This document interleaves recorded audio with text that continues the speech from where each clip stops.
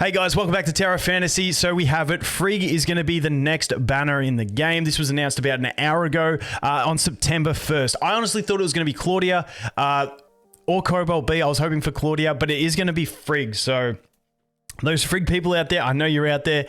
Congrats, you get Frigg next. So let's just go have a quick look at this as well. They got the little, the little trailer they put together, which this trailer doesn't really represent the way she's actually played in the end, unless there are changes. Like I said, what we're gonna look at her abilities and stuff like that. But the thing to do with this is, I'm going to be basing this off the CN version because they haven't released any official, notes on, or multipliers or added effects from the CN for the English version. So we're going to be doing a bit of speculation here and based on data mines as well, because the data mines showed us that she's probably going to have the frost resonance, which is a very important thing to add into the scope of her kit. So keep that in mind. So when we jump over here, decided to throw an extra edited in reminder just so no one loses it.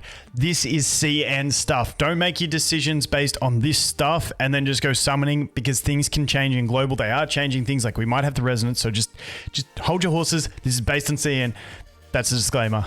Let's continue. Let's take a look. So she's DPS, she's Ice Element. Now, the first thing I want to note is you might look at her Shatter and Charge and go, damn, she's low on both. She feels like a bit of a crow. But the one thing with her Shatter is, if we go down here, I'm jumping a bit ahead, but Frozen Domain. So after she uses her weapon skill, which by the way has a 30-second cooldown, it provides this field for 25 seconds. It's really good uptime. But basically, when she uses her skill, Fimble Winter, I feel like that's spelled funny. I don't know. Maybe it's just something I've never read before as Fimble. Anyway, I could be just butchering it, so forgive me.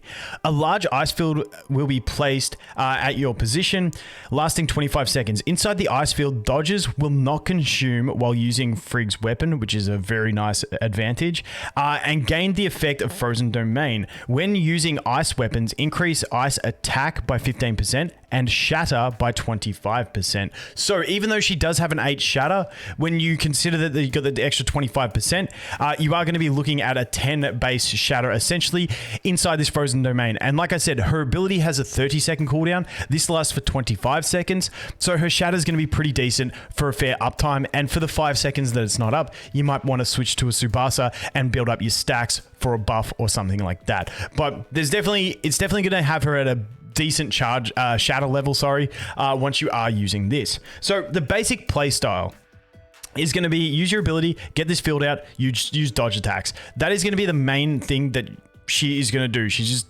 really good dodge attacks because you got infinite dodge. The other cool thing with dodging is like you don't consume them, so it's like you're gonna proc those Fantasias without even thinking about it. Honestly, she's a really good just carefree spam away character in my opinion.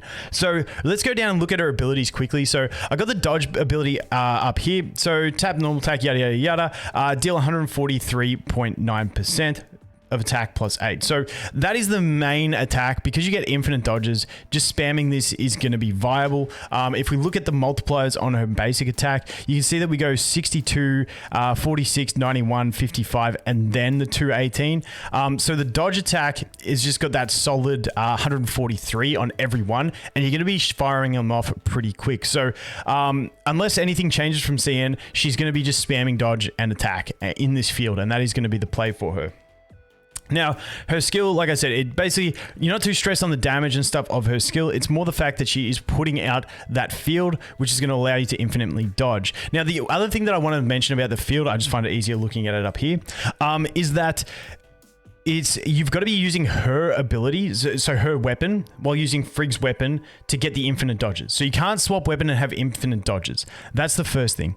The next thing is that you gain, while using ice weapons, increase ice attack and shatter by 25%. So that is ice weapons. So obviously she's an ice unit. She's probably going to have the ice resonance on global. Don't quote me on that. That's what was data mined, so this is speculation.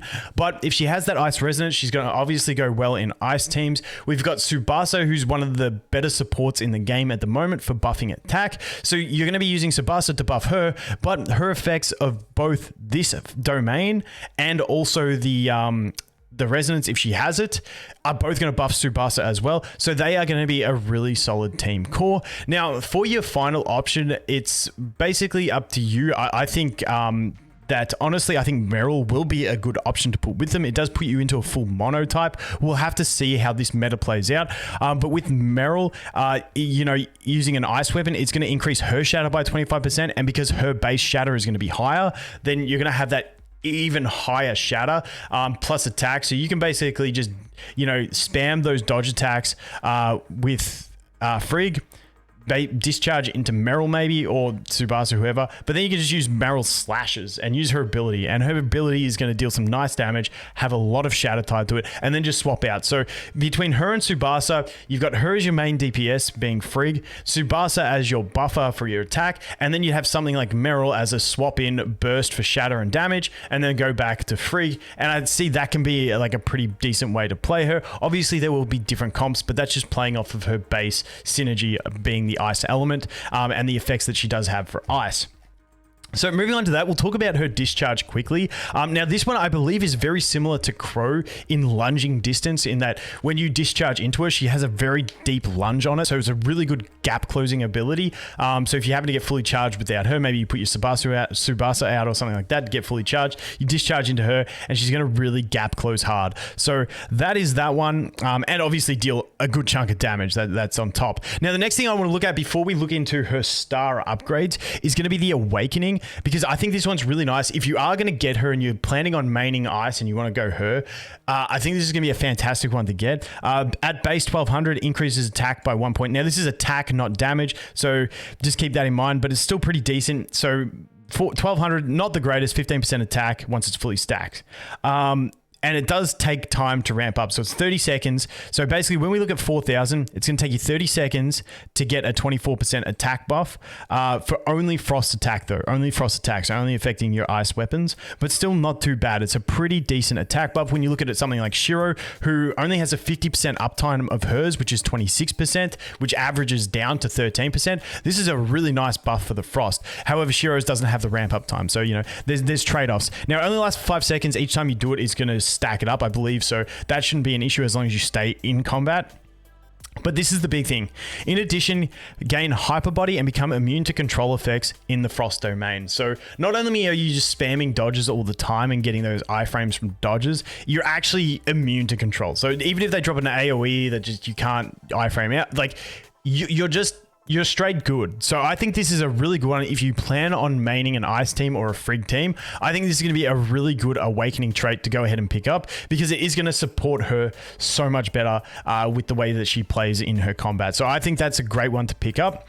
And in general, I just think she's going to be pretty much a beast. It's a really clean play style of, you know, put it out, it's out for 25 seconds, you just spam dodge till things are dead. Now, the one awkward thing is going to be jumping between mobs in open world. You're obviously not going to be able to keep that ice field up all the time, because you'll probably kill things in like 3 seconds and then you'll have to wait. So that's the one place where she might, when you're killing things super quick and moving on to new areas. But, you know, I feel like for co-op PvE stuff, she's going to be really decent. Okay, so now we'll go quickly through her stars. Now, it's like anything. If you're going to main her, you're going to want these.